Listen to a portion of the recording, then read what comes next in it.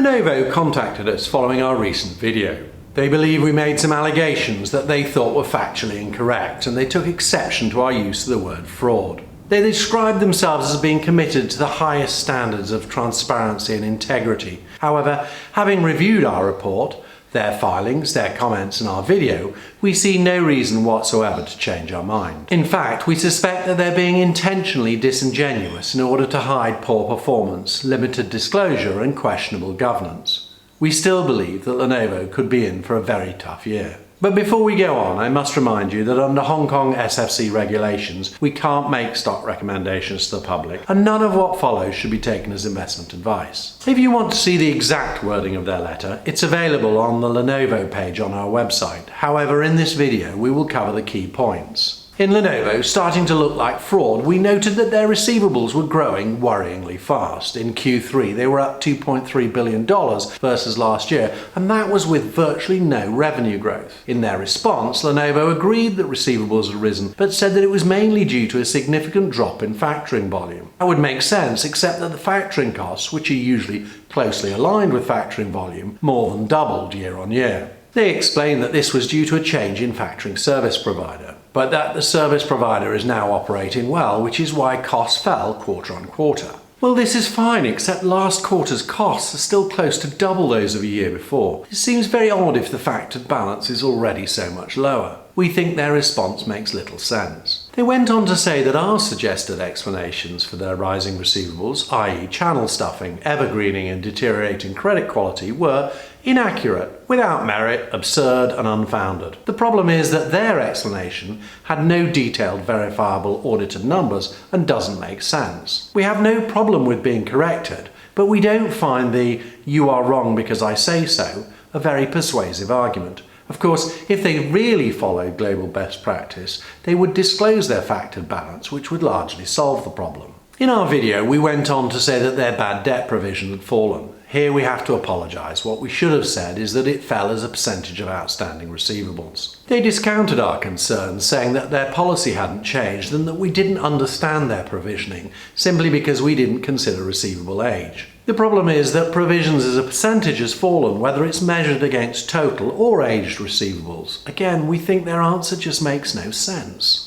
They responded in a similar manner to our comments about the changing invoice pattern. They acknowledged that it had changed, but said that this was because of some late deliveries in the latest quarter. The problem is the pattern changed in Q4 FY19 and has stayed looking rather odd ever since. Their response makes little sense. They said that our worries about payments to suppliers being delayed and them desperately trying to preserve cash were patently untrue. They accepted that payable days were rising, but apparently this is due to them lengthening payment terms, and while we agree that technically this is different, we suspect their suppliers think it means exactly the same thing. As to desperately trying to preserve cash, apparently they're not preserving cash, but looking to continuously improve cash flow management. Again, we think this sounds quite similar, particularly when all of a sudden you're boosting your working capital by $1 billion a quarter. They were also dismayed about our comments with regard to their independent directors. They noted that they had a mix. One had gone from being non-independent to independent, and that they talked about following industry best practice. The problem was they offered no concrete examples of the independent directors actually challenging the legend nominees or not. It's therefore incredibly hard to decide whether they do or don't stand up for minorities. However, many countries believe that directors cease to be independent after 10 years. Lenovo therefore cannot be said to be following best practice. They assert that Lenovo is run in a way that is best for Lenovo, which sounds good, but what does it actually mean? If having a healthy parent is perceived as best for Lenovo, then surely the dividends must be paid. Money is fungible, so we were probably being a bit too precise when we said they borrowed money to fund the dividends, but we think we're not too far off. Apparently they have a consistent dividend policy which allows them to cover dividends with the company's cash flow, apart from on rare occasions. The problem is that we note that since FY15 they've been cash flow negative and have had to raise capital. Paying dividends therefore meant that they had to raise more money than would otherwise have been necessary. They say that all of the growth over the last 12 months has been organic. We're beginning to wonder if they've forgotten that they bought the Fujitsu PC business in May 2018. They have a March year end, which means that the full accounting impact of the Fujitsu deal won't actually wash out until next year. It's noticeable that some of their greatest growth over the last year has been achieved in regions where we think Fujitsu was strong. Of course, if they followed best practice and disclosed Fujitsu's revenue and operating profit, it would have been easy to calculate the impact. They also seem to feel that our remarks on China and their data center businesses were a little unfair. But when we look at the data they provide in their filings, it's quite clear that China revenue fell and the revenue for data centers flatlined. We don't understand their response.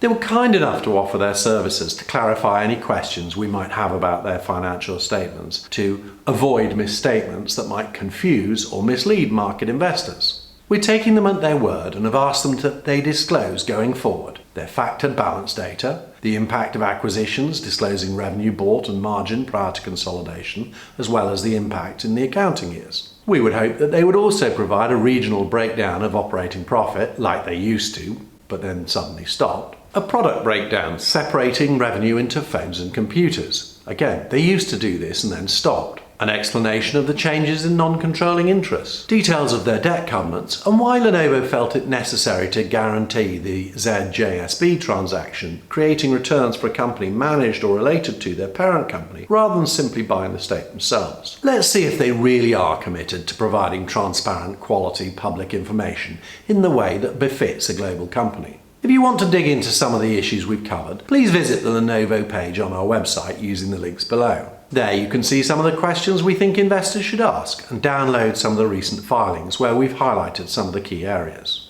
Alternatively, to keep up to date with our reviews, please subscribe to our channel or send us an email. Please remember, none of this should be taken as investment advice. We've sourced our facts from the company documents, but the interpretation and conclusions are just our opinion. We provide these videos for education purposes to expose what we perceive to be creative accounting. They are subjective and should not be used as the basis for an investment. Thank you very much for your time.